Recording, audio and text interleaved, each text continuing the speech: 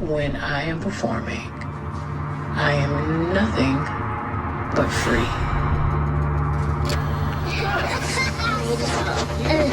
Is it recording? The goal for this tour was to create a place where everyone is free and no one is judged. Unique. Stand by to prop them down. Dark brown, dark skin, light skin, beige. Start over, start fresh, create the new. That's what the Renaissance is about.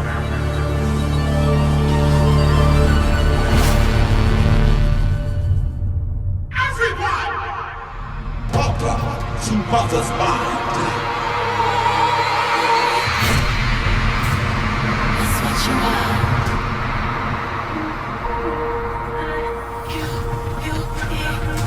We dress a certain way, we walk a certain way, we talk a certain way, we paint a certain way, we make love a certain way. At any point, they could close their eyes and be right back there and take it with them. Reaching up to the solar system, we flying over. Ocean, we flying over. Supernatural love up in the air. What do you think about this tour? I feel liberated. I have transitioned into a new animal.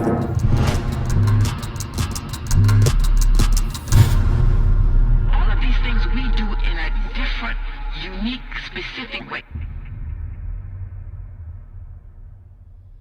Wow. Beyonce.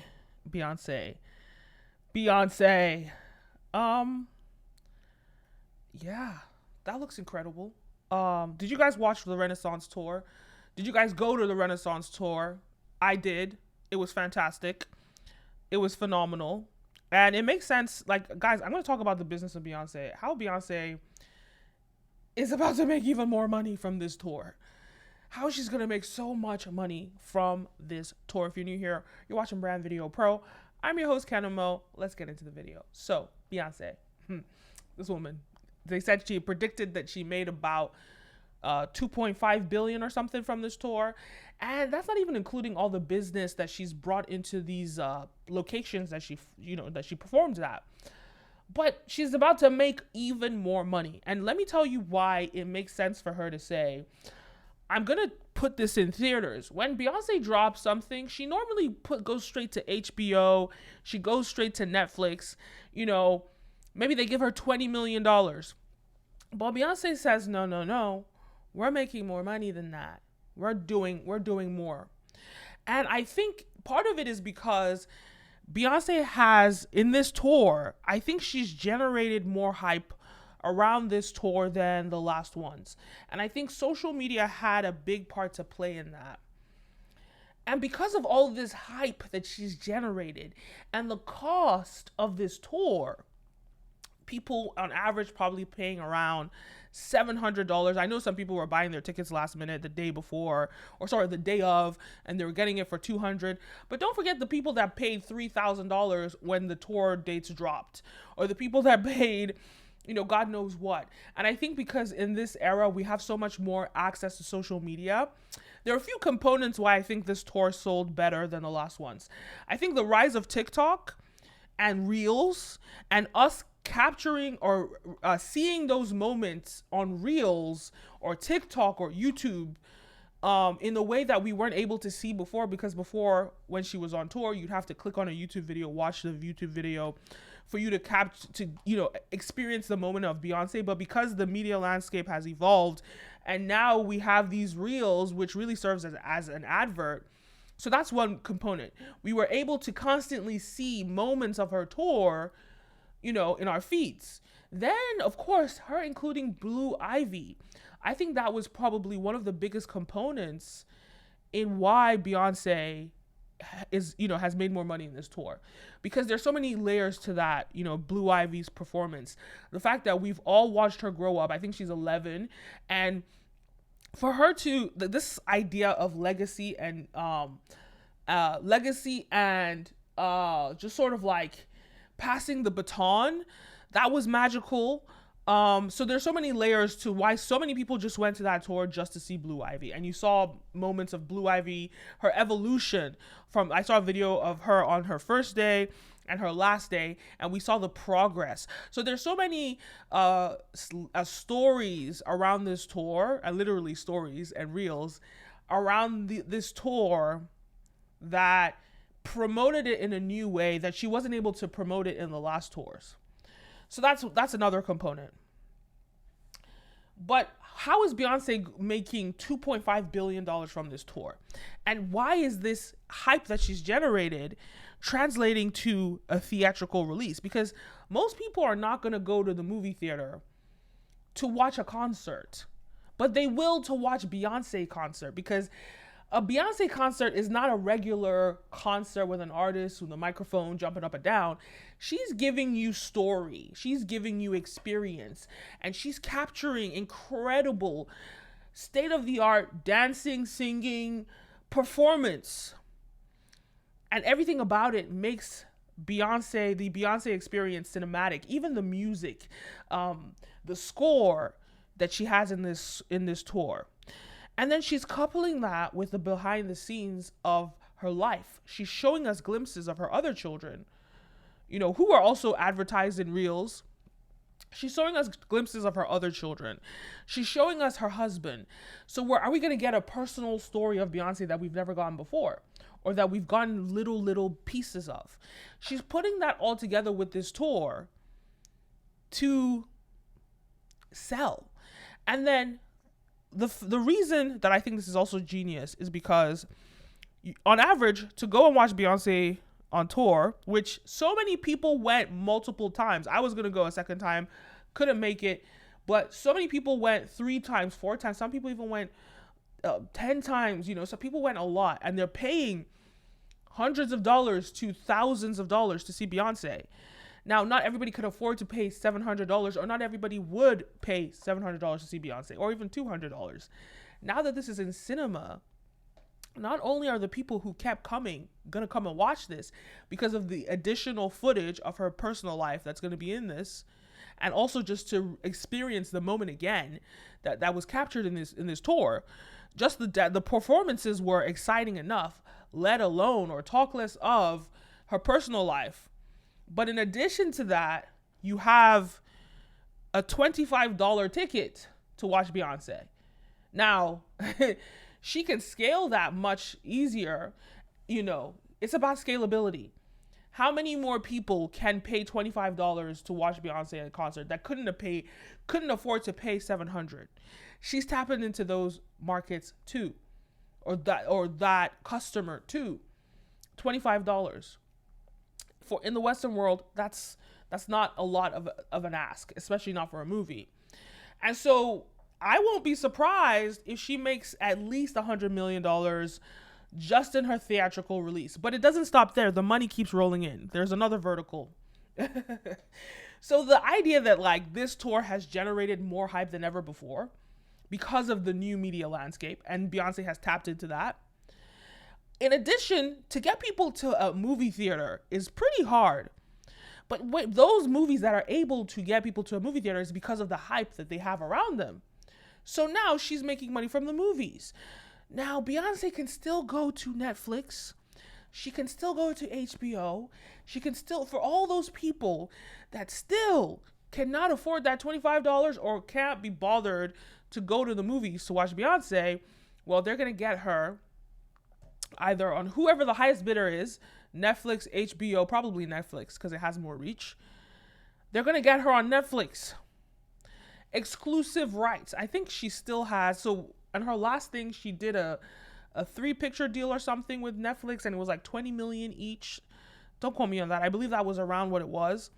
But now, I don't know if it's going to be, the same rights she's using, that $20 million that she already negotiated before, or this is going to be new rights. Because with a theatrical release of a Beyonce tour that made so much social media hype, and there's also the theatrical release component, she may be able to charge even more than $20 million. So just off of the repurposing, it's this idea of repurposing, finding new revenue streams out of hype. And her doing this is incredible. Her doing this shows that 2.5 billion might be 2.65 or something billion, which is incredible. So we love to see it. And this is just an idea for anybody who, wants to understand the business, who's in entertainment, not even just entertainment, but just in the media business, and wants to understand sort of how this Beyonce model can apply to other industries. I just did an event at UNGA, the UN General Assembly. I did a side event, and I saw something very magical with events. I'm going to be doing more events, so stay tuned, you guys. I would love to see you at my events. But I saw something really magical at events, and I'll give you guys, the guys at Earn Your Leisure, I'm sure you've heard of them. I'm going to show you this really quickly. I'm sure you've heard of the guys at Earn Your Leisure. They're pretty popular. Let me see. So they have a festival called Invest Fest. So Earn Your Leisure is a podcast, and it's a financial literacy podcast. And they have this festival called Invest Fest, where they have Diddy headlining, and they have all these celebrities, all these people show up and just talk about business and investing. Now, this is a very niche audience of people that have high purchasing power because they're most likely investors, right? So you can see on here some of the episodes that, they have Steve Harvey, they had performances. There's so many ways that they were able to monetize through performances, through the actual, I can't even see the prices on here, but I'm estimating that they probably made about $10 million just off of this 2-day event. First of all, there's the conference, and then there was VIP access, which was it was steep. And then there was regular general admission. I want to say, I can't remember, but I think it was around $300 for general admission. But then the other one was maybe around, was it $15,000 or was it $1,500, $1,500? I don't remember, but it was a lot of money. And so you have all these people paying for that, but then also people pay separately for the concerts because they had all these celebrities. And then imagine all the food vendors. And then, going to the venues, and then if I was, having food vendors in my event, I'd probably charge them about 30% of all their sales, right? And so that way you have an infinite amount of money you can make, as opposed to charging them one fixed fee. You charge them per sale, which you collect a percentage of their sales. So there's so many ways to make money, but it doesn't stop there. For those people that could not attend Invest Fest, there's this online community where you could just watch it for $99. Imagine buying an online course. So they've turned this into an online course platform, essentially. So the Invest Fest, there you have it. You can watch it for $99. Exclusive content, and you can get the full Steve Harvey interview. You can get all these interviews. And what they've done, which is even smarter, if you go to their YouTube channel, you'll see that they've posted snippets and even full videos of some of these talks at the festival. And by them doing that, not only are they advertising that you guys could go watch the full thing on their website, but also they're letting you know that, they're just giving you awareness that this is available. And so it's just a great business model to look at. It's very smart. They're giving you clips as well of it, so you can watch the full version on the website. Some of them, they're putting the whole video. I don't think they put the whole video anywhere, actually.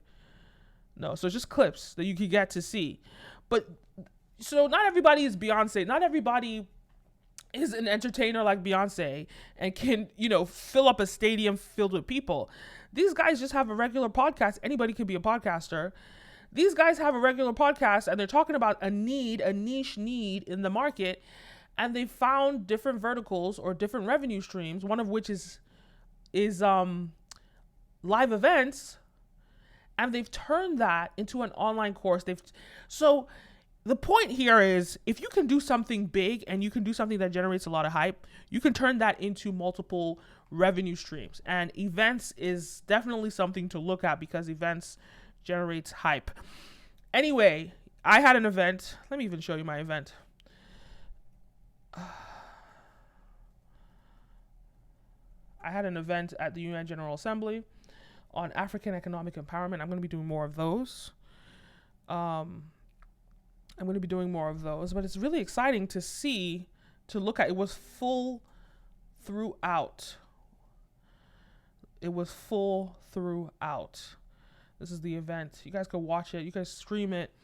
It was live. We streamed it live as well for everybody to see, but it was full throughout.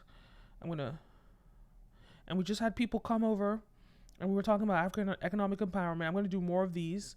So stay tuned. Let me know your thoughts anyway. Leave a comment down below. Don't forget to like, follow, subscribe, all the above. I'm your host, Kenim O. You're watching Brand Video Pro, and I'll see you next time. A peace.